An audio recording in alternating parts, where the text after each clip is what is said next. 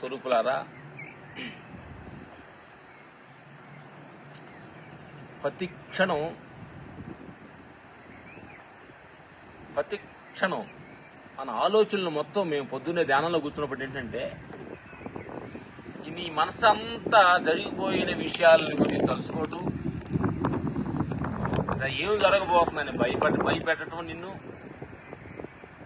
అసలు ప్రజెంట్లోనే ఉండటం దానికి అలవాటు లేదు నా మిత్రులారా. దానికి గుణమే అది, ప్రజెంట్లో ఉండదు. అది జీవితంలో ముందుకెళ్ళటం నాకు అలా జరుగుతుంది ఇలా జరుగుతుంది బెమ్మలో బతుకుతుంది, లేదంటే గతంలో జరిగిపోయిన సిచ్యువేషన్ బట్టి పదే తలుచుకుంటూ దుఃఖపడుతూ ఉంది. నా మిత్రులారా, ఈ ఆత్మస్థితి ఏంటంటే మనసును అధిగమించటమే ఆత్మస్థితి.